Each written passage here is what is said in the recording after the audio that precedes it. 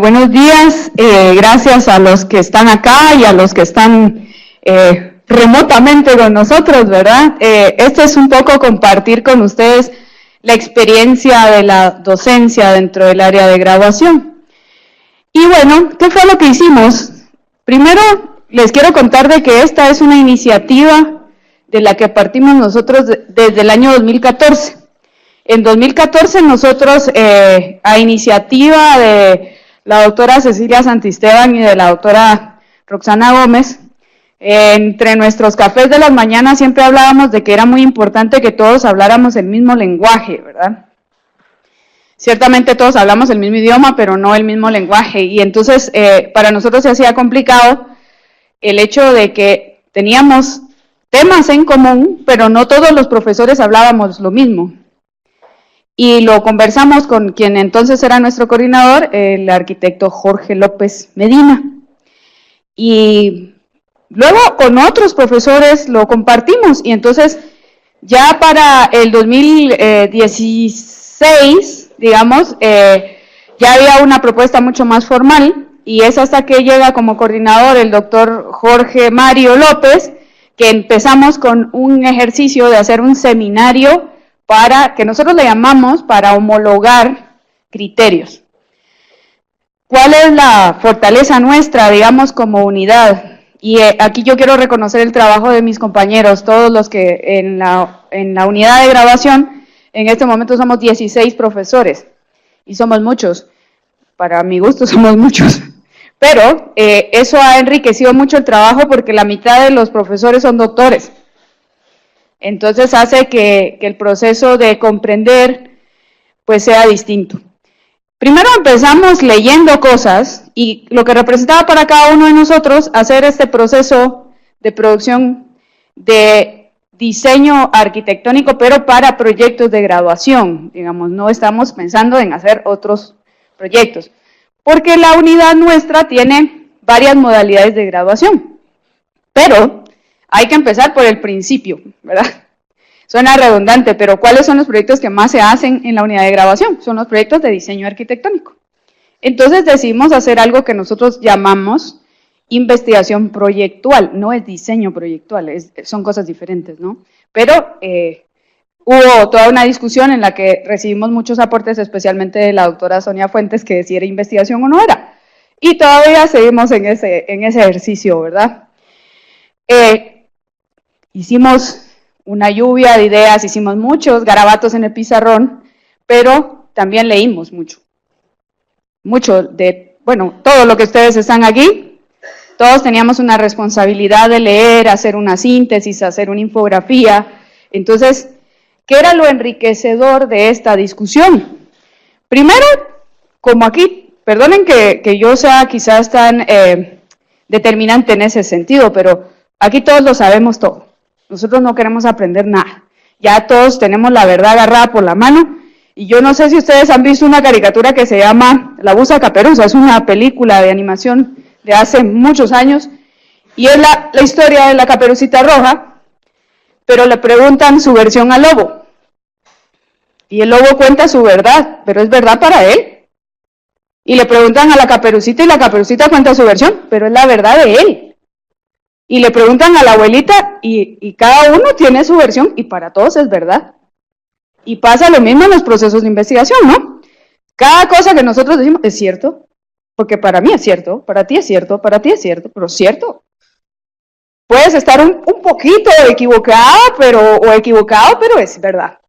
Entonces, parte de la reflexión aquí era establecer si se llamaban marcos, referentes o cómo se llamaban. ¿Verdad? Entonces, no, para mí es un marco, pero ¿por qué se llama marco? ¿Por qué se llama referente? Y así como en algún momento nosotros como facultad adoptamos el estilo de citas Chicago, pero eso es otro negocio que le pertenece al doctor Mario Ramírez, también teníamos que adoptar el mismo nombre, ¿verdad? ¿Se llaman marcos o se llaman referencias? Y entonces empezamos a jalarnos por los pelos cada viernes, ¿verdad? ¿No? Que se llama así, que se llama no sé qué. Bueno, entonces, ¿cómo lo hicimos? Aquí estamos casi todos, ¿verdad? Los cursos que nosotros tenemos en la unidad primero los identificamos, pero identificamos qué hacíamos en cada uno. Métodos y técnicas, investigación 1, investigación 2, investigación 3 y diseño 9 por proyecto de graduación. Todos los profesores que participan, pues ahí medio se lee, ¿verdad? Pero voy a leer algunos, que la doctora Roxana Gómez, la doctora Cecilia Santisteban, Verónica Carrera, el licenciado Carlos de León, David Barrios, Rodolfo Godínez, Luis Felipe Argueta, Roberto Zucchini, Juan Luis Morales, Fabio Hernández, Walter Aguilar, Romeo Flores, Carlos Valladares, Carlos Santos, Jorge Mario López y su servidora, ¿verdad? Entonces, y la doctora Sandra Villatoro Juniman también es parte de nuestro equipo ahí, ¿verdad? Entonces, empezamos a reunirnos y la parte más divertida, porque esto se trata de compartir esta experiencia, era que, como les cuento, la mitad de nuestros profesores son doctores. Entonces hablan cosas que para uno que es normal o sea, es de a pie, un ciudadano pues bastante pedestre, diría un amigo, pues es un poco difícil a veces de entender porque tienen un pensamiento filosófico que va un poco más allá del entendimiento de uno de a pie.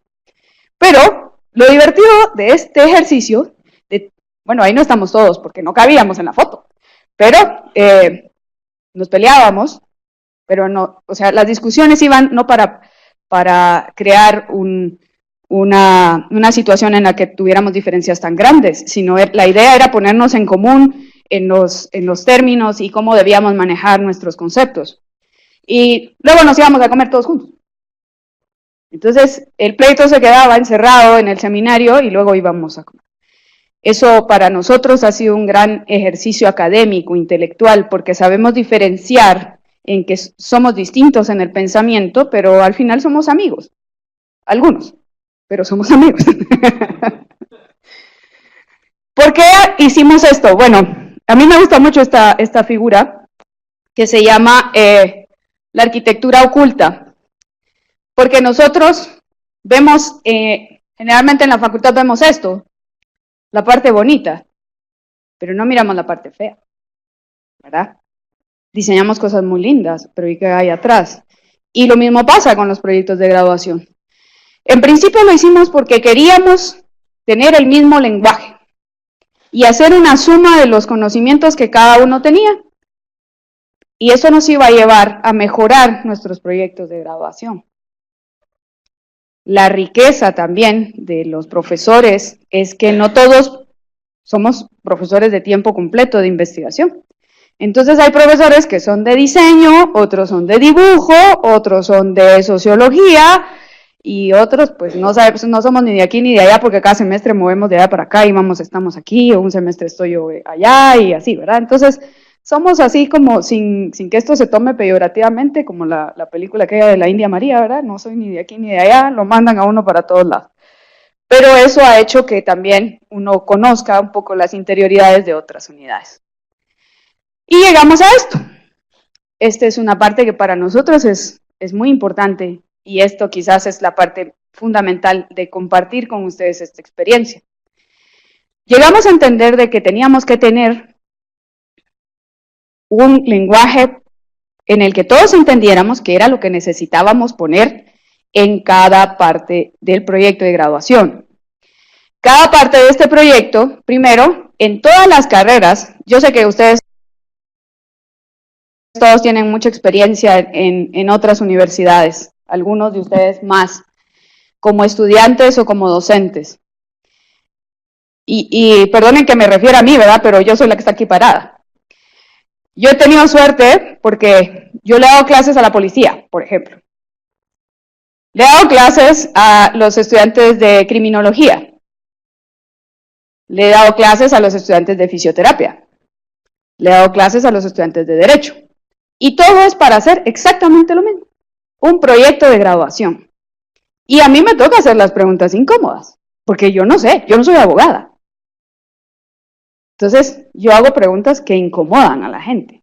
Al final, gracias a Dios, me pagan por caerles mal. ¿Verdad? Porque si a uno le cae mal a la gente ya de gratis, mínimo que le paguen. Pues sí, ¿verdad? O sea, ya, hay que sacarle provecho al asunto. Entonces, en la parte del diseño de la investigación, Nosotros llegamos a entender de que necesitábamos agarrar nuestro normativo de graduación. Se compartió con todos los coordinadores para que a su vez se comparta con los profesores. Y el objetivo es que también los profesores lo lean. Es bien aburrido, yo lo sé, pero hay que hacerlo, ¿verdad? Es parte de. Porque nosotros agarramos este normativo que dice que nosotros tenemos que tener una definición, una justificación, una delimitación, los objetivos, la metodología y además un cronograma de actividades y unas fuentes de consulta. Yo no sé qué nos pasa a nosotros a veces cuando, a mí me divierte tanto cuando yo llego a las facultades o a las universidades y les digo, los objetivos se redactan en verbos en infinitivo, y les digo, ¿cuáles son los verbos en infinitivo? Y se voltean a ver así como, ¿y dónde estaban cuando estaban en tercero primaria, verdad? Por ahí más o menos le enseñan a uno cuáles son los verbos en infinitivo, los que terminan en ar, ir, ¿verdad? Entonces, hay una taxonomía que es muy buena, que es la taxonomía de Bloom. Y ahora, como hay que hacer la versión para dummies, o sea, como para gente como yo, han hecho hojas gigantescas de la taxonomía de Bloom para poder hacer objetivos. Si tú quieres analizar un objeto, tus verbos son estos. Si tú quieres hacer una síntesis, tus verbos son estos. Si tú quieres explicar algo, tus verbos son estos. Y hasta salen las preguntitas, así en chiquito. ¿Qué? No sé qué, como para qué, y entonces casi que lo agarran a uno así de la manito. Entonces, esas discusiones, ¿verdad? Que si lo vamos a hacer así, que si lo vamos a hacer así. Entonces, parte de esto es que, permiso, me voy a salir un poco. Nosotros hicimos, pues lo que ustedes ven ahí, cuando quieran les mando la copia en PDF de este, algunos ya la tienen. Y voy a permitirme leer la descripción de la definición del problema. Fíjense que es la cosa más complicada, aunque ustedes no lo crean. Para nosotros la definición del problema es la identificación de la necesidad que se pretende resolver a través de la elaboración del proyecto de graduación, así como los aspectos de la realidad social con los cuales está estrechamente vinculado el tema a tratar. Encontramos que también las justificaciones son difíciles. Una justificación, dice, plantea la importancia y factibilidad de llevar a cabo la propuesta urbano y arquitectónica que se busca resolver. Ahí nos encontramos con otra dificultad, y es que lo urbano no necesariamente es arquitectónico, ¿es cierto o no, Almita? Pero va relacionado, pero no necesariamente es igual o equivalente. Tienen una relación, sí, pero como que fueran primos, ¿ya? Entonces, esa es la segunda parte. Ahorita, como nosotros solo estábamos hablando del diseño arquitectónico, ¿no? Y todos los elementos que tienen que ver, pero eso lo explicamos un poco más adelante. Entonces, esas son quizás las dos cosas que para nosotros eran más importantes y que en algún momento nos tomó un poco más de tiempo lograr definir cuál era el problema. Y a veces a uno, hasta cuando hace su ejercicio práctico, uno tratando de hacer una simulación de un proyecto de graduación, ¿cuál es el verdadero problema? Porque encuentran ustedes ahí que son peras, manzanas, que proponen un plan maestro que tiene X cantidad de elementos arquitectónicos, si ustedes quieren, pero no están vinculados. Es cuando le dicen a ustedes, fíjense que arquitecto, fíjense que yo quiero hacer un proyecto que es un centro de salud con albergue y estación de policía. Y entonces yo me empiezo así como a rascar la cabeza y le digo, mira, todo suena muy lindo, pero son cosas diferentes. Si te das cuenta que solo con el planteamiento son 3 temas distintos. Son 3 tesis, como dice Samuel. Bueno, entonces hablamos de esa fundamentación teórica. ¿Qué tiene que tener para nosotros una fundamentación teórica? Vuelvo y regreso. Recuérdense que no estoy hablando de un proyecto basado en teoría de la arquitectura. Es un proyecto de graduación de diseño arquitectónico. ¿Sí? Entonces, ahorita estamos comenzando a construir este mismo esquema, pero para los proyectos basados en teoría de la arquitectura. Entonces, los aspectos más importantes. Esa discusión era, ¿qué cursos o qué clases tienen que ver con la construcción de esa fundamentación. Y lo mínimo era las teorías de la arquitectura, la historia de la arquitectura y ciertas teorías y conceptos relacionadas con el tema que van a investigar. ¿Ya? ¿Cuáles son esos casos de estudio? Tenemos que entender que nosotros vivimos en un país bastante diverso y que tiene muchos contrastes. Entonces, en los casos de estudio era un poco difícil establecer cuáles eran los que sí y cuáles eran los que no. Entonces, permitimos, digamos, que cada uno de nosotros opinara en relación a cuáles casos sí valía la pena y otros no. Y en qué casos sí podíamos considerar unos casos internacionales y en qué casos no. Nuestra realidad como sociedad es diferente. Pero en muchos aspectos nosotros nos parecemos mucho a México. Hay muchas cosas que nos hacen ser parecidos, aparte del color de la piel, ¿verdad? Y la talla. Pero yo he visto, por ejemplo, que algunos dicen, no, es que tiene usted que hacer un estudio de casos en Guatemala. Pero resulta que no se puede. Ayer estaba yo en una clase de un doctorado que estoy estudiando y decía un profesor, yo ya me voy a morir, dice, tengo 68 años, entonces a mí me dio risa. Pero yo no dije nada y dice, lo que pasa es que a mi generación, él es un militar retirado y todos sabemos lo que está pasando ahora, que sí, hay muchos que los están juzgando por actos de lesa humanidad y no sé qué, y dicen, miren, lo que deberían hacer, en lugar de meternos a todos en unas instalaciones militares, es hacer una cárcel para nosotros los militares, una cárcel. Pero a estas alturas, dice, tendrían que hacernos una cárcel como de 2 pisos y con rampas y elevadores, porque ya todos estamos viejitos, dice.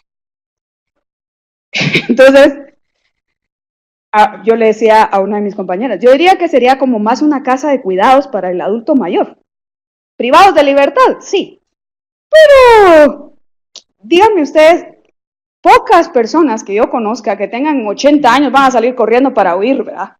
O sea, hay que ser un poco realistas en ese sentido, ¿no?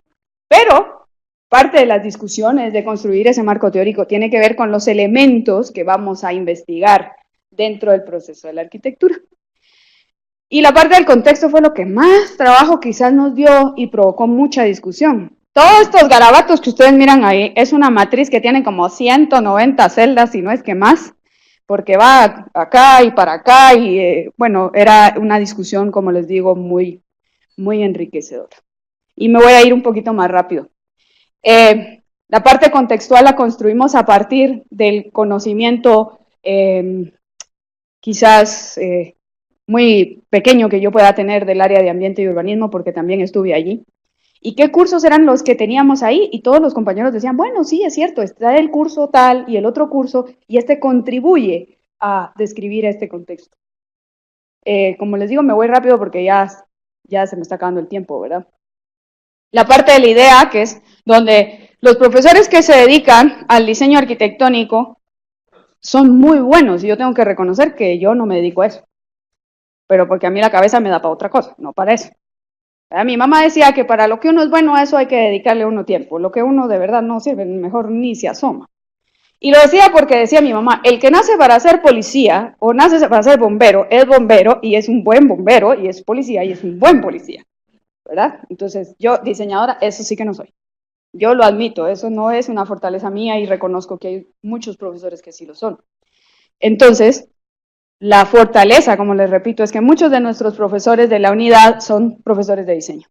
Y decían, bueno, pero ¿qué hacemos? Bueno, hagamos premisas, hagamos un programa, pero este programa no sale como de un sombrero, sale del análisis del contexto que nosotros debemos obligar al estudiante que haga.